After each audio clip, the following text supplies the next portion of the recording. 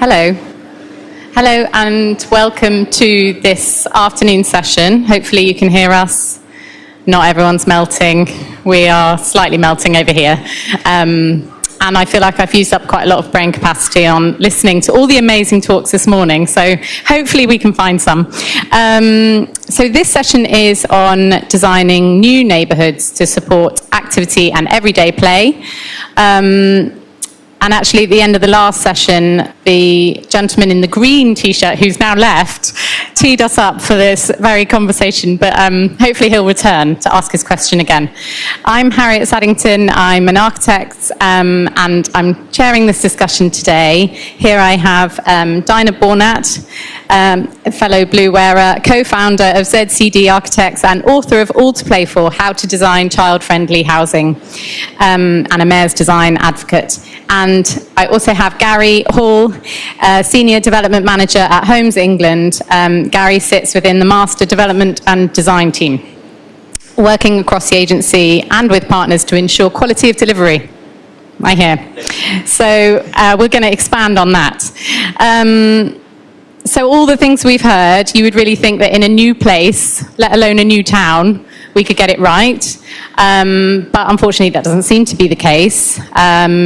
Competing requirements, conflicting needs, transport often taking priority. Even when many of these places are actually branded as sustainable and healthy places to live, with children playing on the imagery, unfortunately, it's not always the case.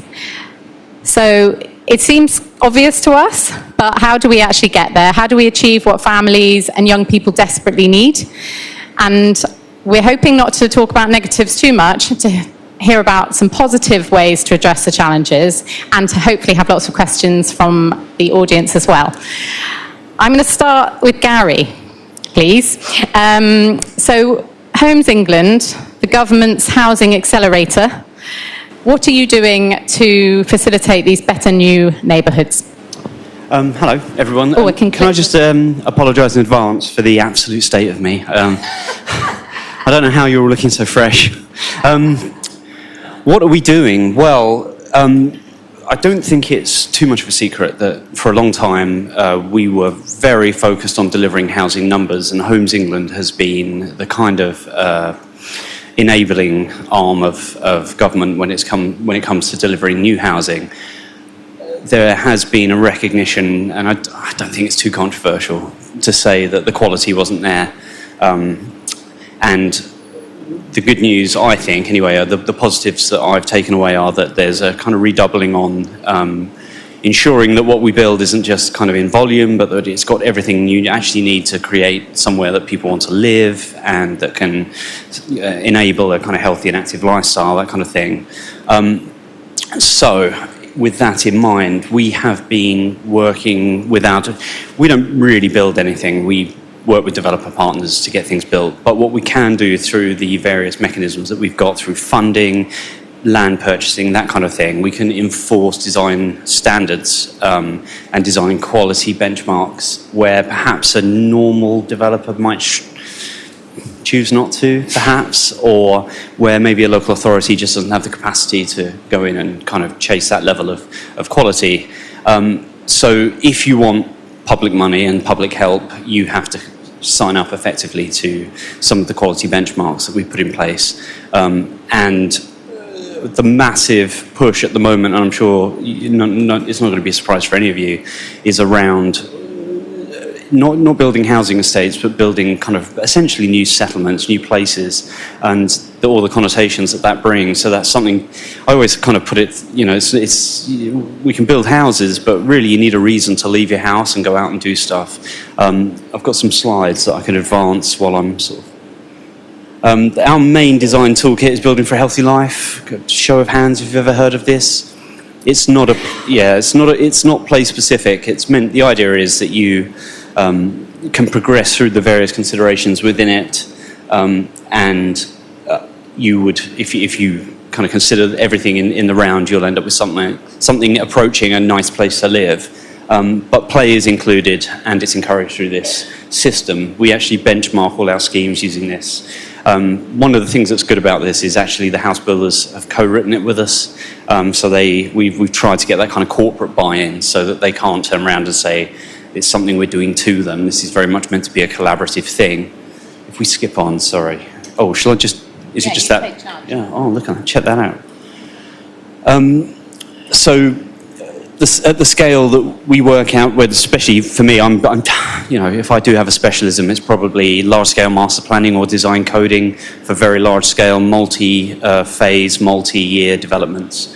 And the distribution of uses and how you co-locate things to create places that people want to spend time in, I think is the first step to creating something that works for the younger generations. And included in that is, for example, this is one of our schemes, Marley.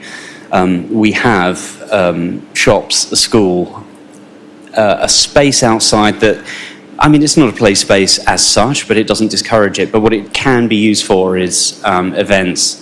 So there's actually power, if you need it, to run market stalls, and they do pop-up cinemas, and they do all kinds of things to try and get people to actually come together. But the power of that particular space is the fact that we are co-locating the uses themselves that generate the footfall that get people out into places where they want to interact. It's still early days yet; the landscape hasn't come up there. But this is, if I had my slide notes, I'd be able to tell you. Now, this isn't perfect. It will come to me, but you can see that an attempt has been made to sort of integrate the play into this kind of neighbourhood block. The idea being that by making it relatively small and intimate, you'll have a good kind of natural level of policing. People will know who is kind of a neighbour and who is a visitor, and that can help quite a lot when it comes to things like sense of ownership and who looks after things. It does have cars, unfortunately, around that space, but as you can see, it's not on a through route, this particular one. So actually, the vehicles that are visiting tend to be owned by the people who live there, and therefore their own environment is affected by their behaviour. Again, not the most inspiring piece of play space, I'll be totally honest, but silly things like getting rid of all the fencing around the edges, trying to open these spaces up a little bit more, allowing some space that isn't curated so that you can actually invent your own games, and you have kind of a bit of room to, I don't know, throw a frisbee or kick a ball around or something, rather than just kind of giving everyone a springy chicken and a little bit of dog, you know, kit fence and carpet approach. We are trying to get people to think a bit more imaginatively and creatively around these. Weirdly, one of the things, and I don't know if you've discussed this already today, it's actually like, it's not so much the design specs, it's more the culture, and especially around safety. A lot of negative comments, and it's normally, we're all friends here, right? It's normally from elected members, and highways departments will be around, well, you need to put in safety barriers, you need to have a way to separate these uses, and we know from the data that that's actually counterintuitively, that actually makes places less, not more safe, but it also makes them quite uninviting, and I've just been given a 2-minute thing, quite uninviting, and you end up spending more on that stuff than you do on the things you actually care about.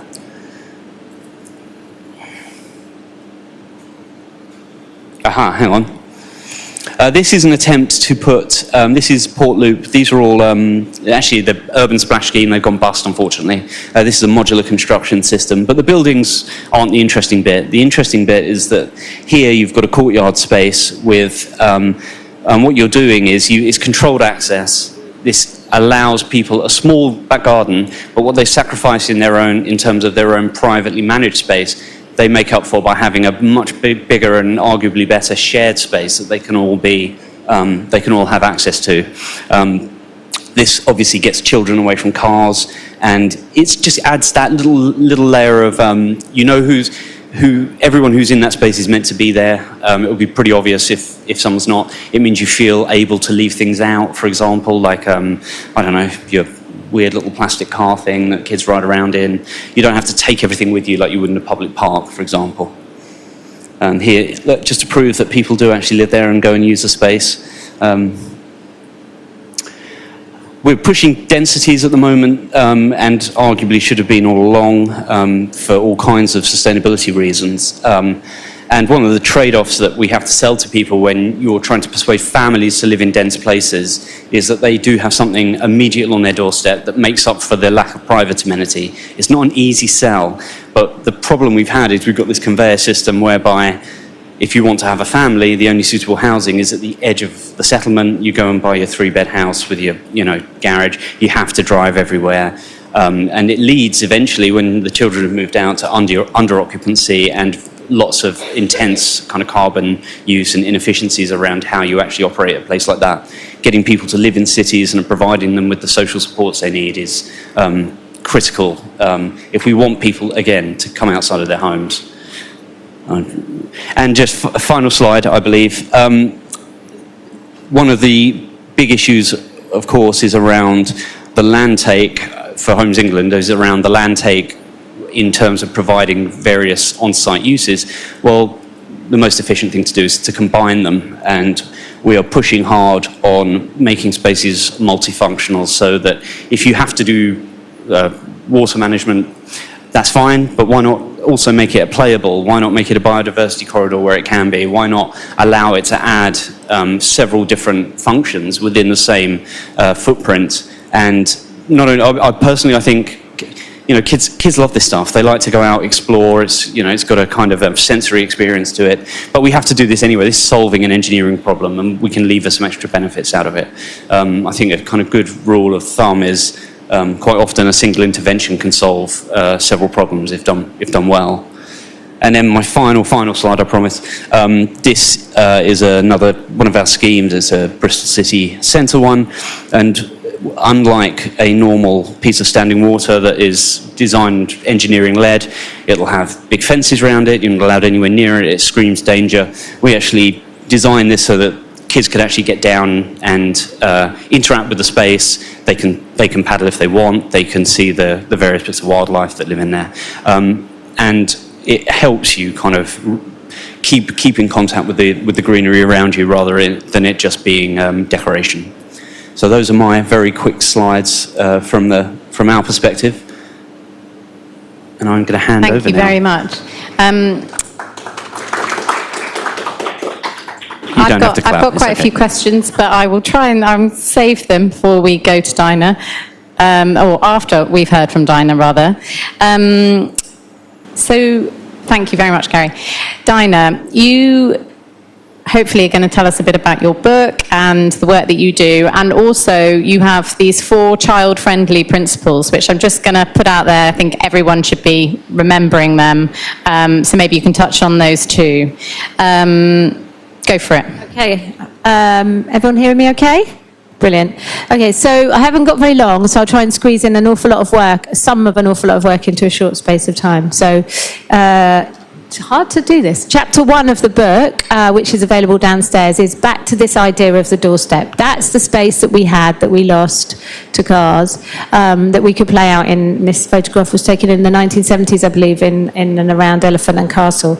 And I've been working in this area for about the last 15 years, essentially thinking about how we design cities for children, but also how increasingly we make the city a more inclusive place. So that's for all sorts of different ages, intergenerational, older people, people with disabilities, neurodivergence. But please, yes, do have a look at the book, and there's lots available on our website as well to back that up. The book is divided into 5 chapters. I'm not going to run through all of it, but chapter 2 sort of shows that this isn't a new problem. This is a beautiful estate in Archway called the Highgate New Town, or the White Flats as it's known to people who live there. And it's this chapter was actually written by 2 very good friends of mine whose their kids grew up there, and they raised them on this estate. And actually it's designed so that a child can walk home by themselves. That was in 1970. So we were looking at this problem back then. And the other thing that I do in chapter 2 is I introduce this idea that you just mentioned, Harriet, of how we can map the space. And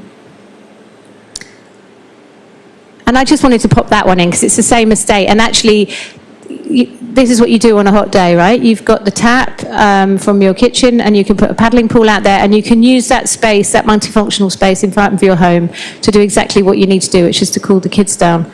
I really like the quote as well, this idea that just doing ordinary everyday things like putting out the bins and those moments that you can enjoy and feel lucky about where you live. I think that's what we want to be doing when we design housing. I think 1.5 million homes doesn't feel comfortable on its own. I think that's the outcome that we're looking for.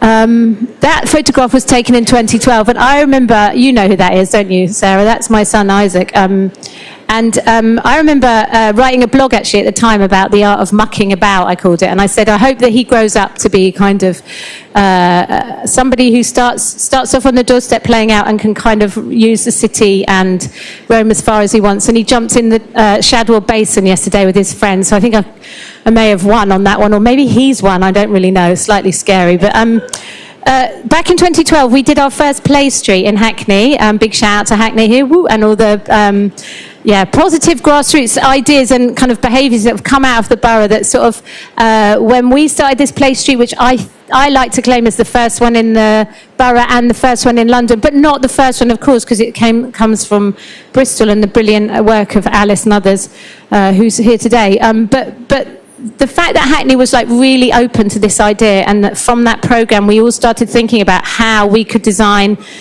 cities so that the doorstep space was reclaimed for children. We thought about it from a streets perspective and a housing perspective. We thought about it from an LTN perspective, not always finding it easy, but the journey starts with the kind of action of children using that space, again on a very hot day. Interesting kind of theme going on here.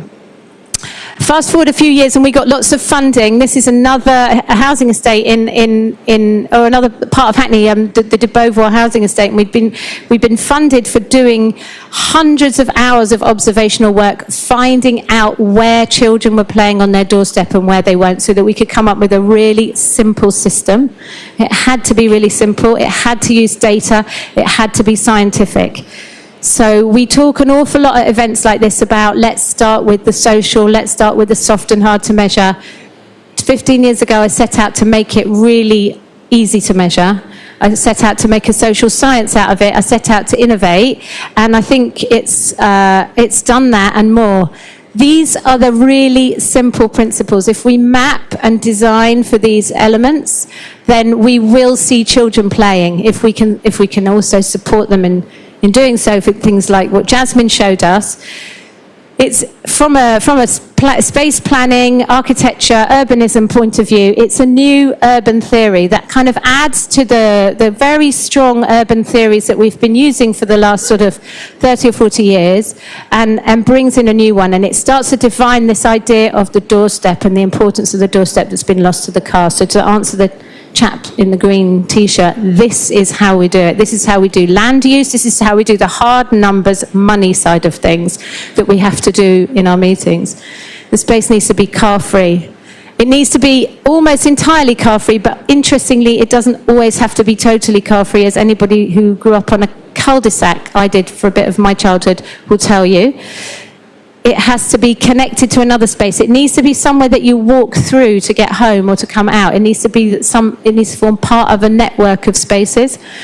It needs to be directly accessible. That's so critical. You need to be able to get into that space just spilling out of your front door or your back door, and it needs to be well overlooked. So there's degrees of that, and there's nuance in this, but is it overlooked by balconies or deck access or back gardens or low fences? Those four things allow us to score a space according to the four principles, and that's where we get our heat map. Ironically today, on a heat map for child-friendly design, red is good. And I'm really pleased that, one of the things we wanted to do, and we've completely aced it, is to get this into national planning policy, get it into national design guidance, and it's working with MHCLG, working with the kind of national planning officers, and making sure that definition of what is doorstep space, so that, thank you Gary for showing me some of the schemes that Homes England have been working on, and for example Port Loop being a really successful heat map, but some of the others where it isn't easy to try and get that doorstep space right on the doorstep, because we are competing with cars, we are competing with parking and access and service vehicles, and it is complicated. that's what architects are supposed to be doing. It's a hard job, but to define doorstep space now as being directly accessible from homes, that's in the national guidance, means that we've got the policy. And Gemma's right, it does cascade down, but it isn't just about cascading down and policy hooks. It's about us understanding what it is in our local councils, in our officer level and politician level, about the importance of that space and arguing about it for children, for people with disabilities, for everybody to kind of like come together with their neighbours. Because one of the really good things about that map is we use it when we're talking to communities. If you ask somebody to tell us the place that works really well where they live, it will score highly on that heat map, because that's where people come together naturally.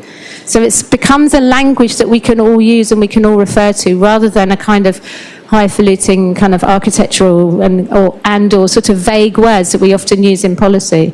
This is it in action on a scheme that we worked on in Buckinghamshire, where we designed the homes around a garden. We designed this space to protect the shared garden from the noise of the adjacent motorway, but we also designed it for play. We designed it so that children could play out really easily, and that is the outcome. So when we're looking for outcomes, we're looking for signs of children playing, signs of discarded toys, which we have to deal with, like the ball games. We have to deal with the conflicts that arise. But it's really interesting on this development, because it was designed for Catalyst Housing, who were then merged with Peabody, who were a much bigger housing provider. So Peabody did not commission us to do this project, but they asked us to come back and look at why they were getting no complaints on this development. 1 minute, I can do this in 1 minute. And we went and we evaluated with them. And what's really interesting amongst the huge evaluation that hasn't still quite come out from Peabody, but is that we asked the residents to describe their development in 3 words. And the word that came up the most strongly was safe. We didn't design for safety, but the outcome is safe. We designed for play, and safe is the outcome. So the language of community, friendly neighbours, peaceful, that leads to less complaints. That leads to high levels of play and social use, neighbourly support, and friendships. And that's the final slide. So that is, I don't think you can probably scan the QR code from that wobbly screen, but that is our heat mapping. I've got a couple of these brochures, but it's really easy to find on our website. It's the tip of the iceberg, and I don't really have to sell it anymore, because we're talking to housing associations, housing providers, local authorities, to try and strategically plan now their developments, because they've realised that this science, this way of getting the social outcomes they need, is absolutely at the core of what they want to do. So keep an eye on it. It's kind of what we set out to do 15 years ago and more. It's got a life of its own, and I'm really excited about it.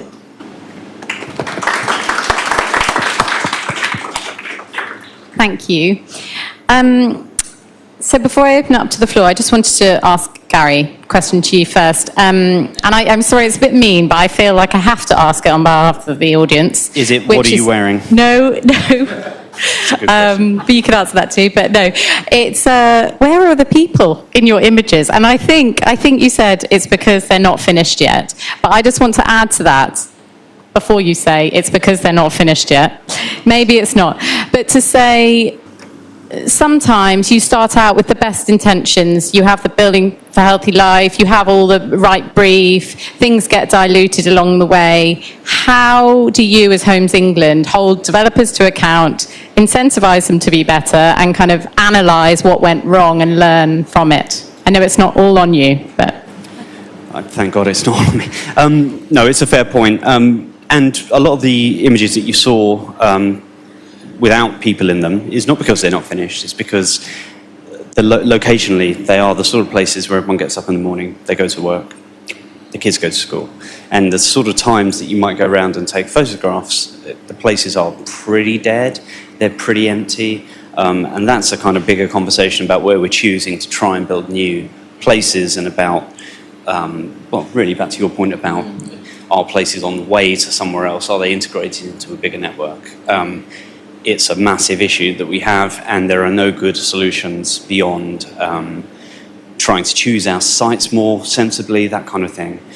In terms of, we do have control mechanisms in terms of kind of holding feet to the fire. some of them are financial, and they're to do with how government money is released.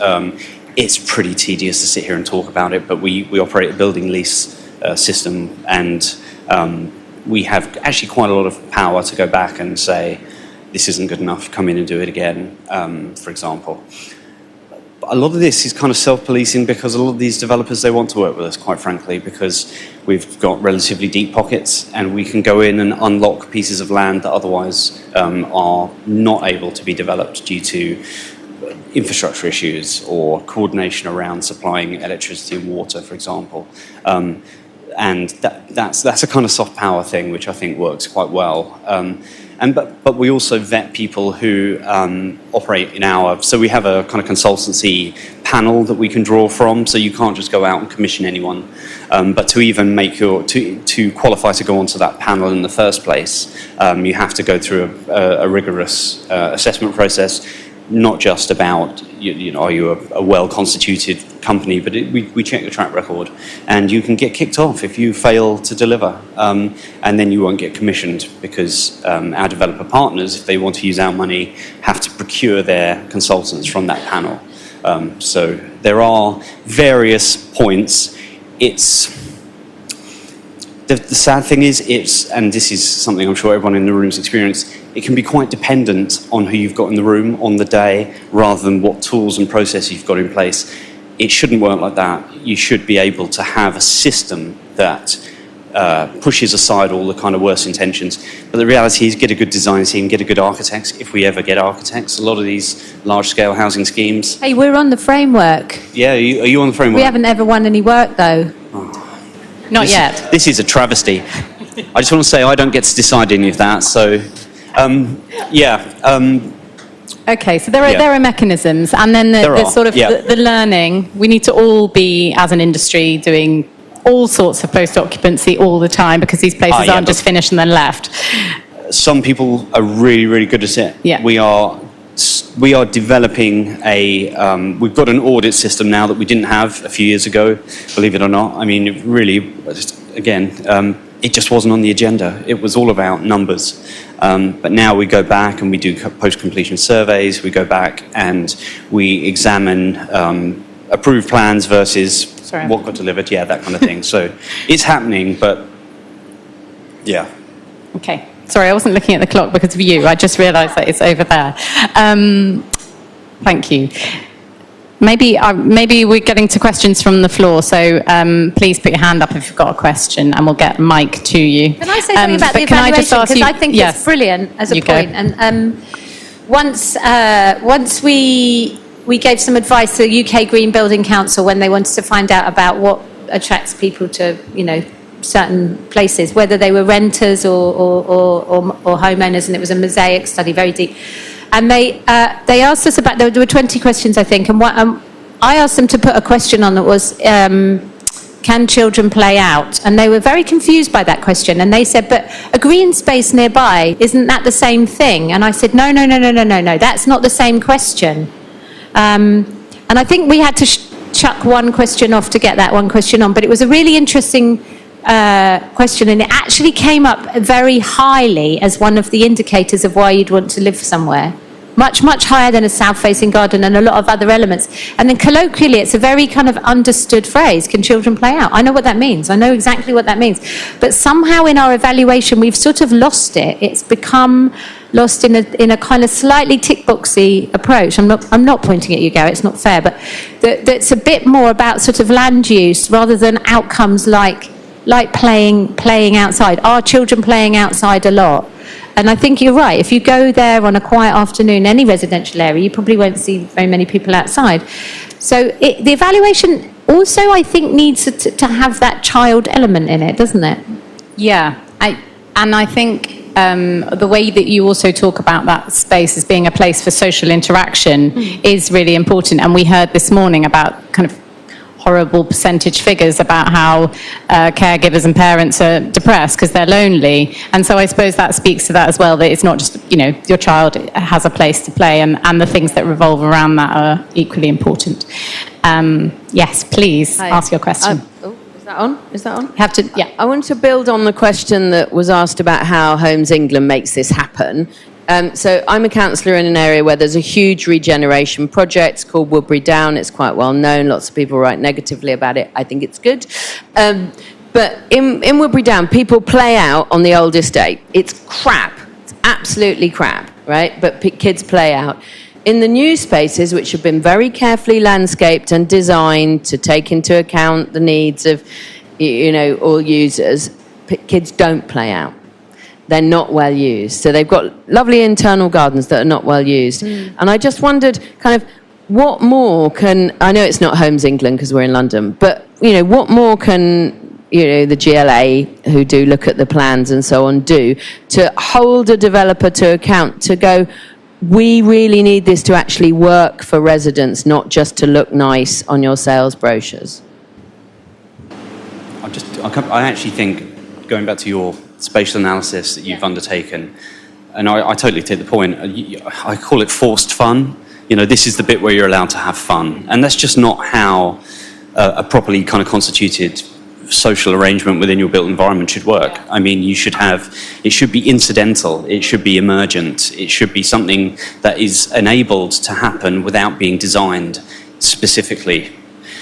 Because the reality is there's probably a very narrow number of age range, for example, for a particular type of play space, and they go, the mum and dad sit on the benches kind of depressed while the kid goes on the springy chicken, and then you pack up and you leave. And that's not, I don't think, where we need to be. I think we actually need spaces that, through their vibrancy, through their feeling of safety, through their feeling of being, all the things you put in, the kind of good new urbanist principles around being overlooked, welcoming, feeling like they're naturally surveilled and policed by the people who live there.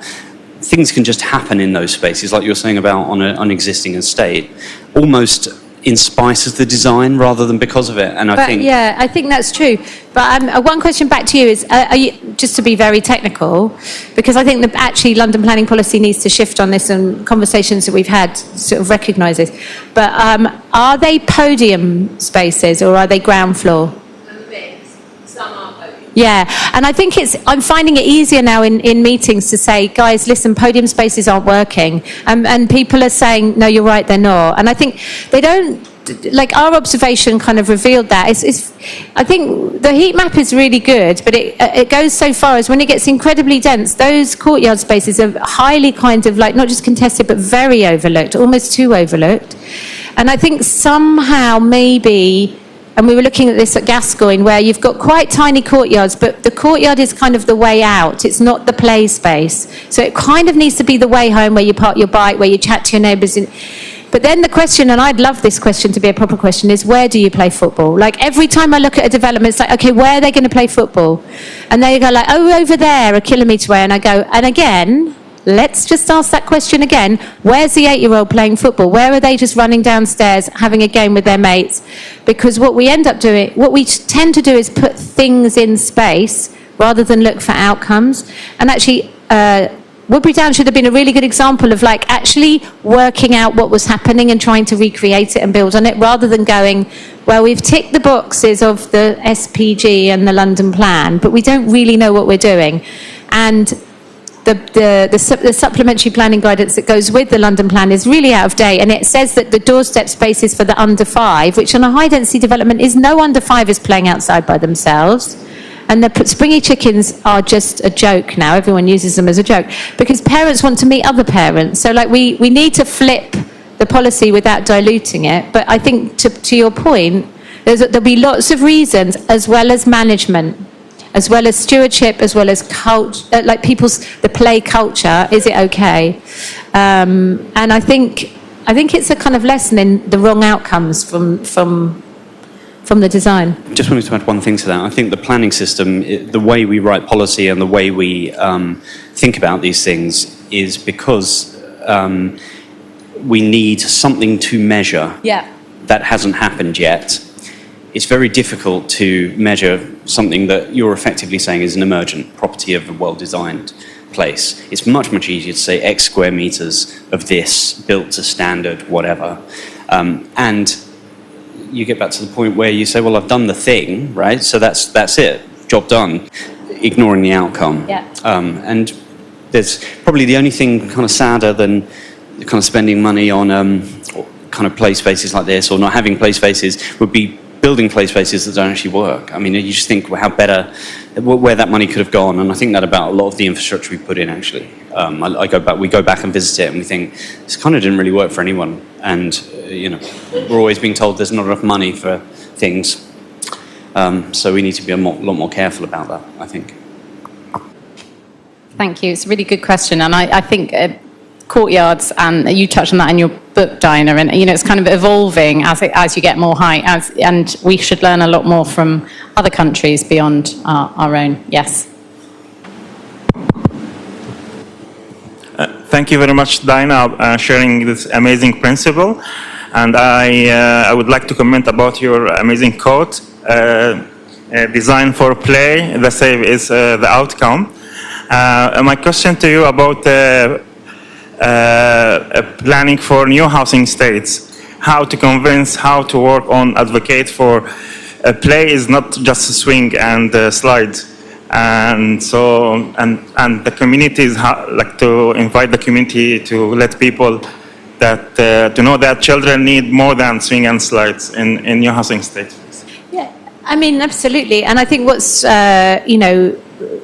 working in this area for the last sort of 10 or 15 years and repeat saying the same thing, I can now have conversations, very sophisticated conversations with developer master planners and housing associations where they know they know the outcome they want children to be able to play out, they can read the plans and the heat map, they can look at how to tweak them and make it easier for the doorstep play to happen. So we've kind of, we've gone past advocacy now into the realms of, okay, let's do this and let's test it and let's make sure this is a really kind of value-driven part of the exercise.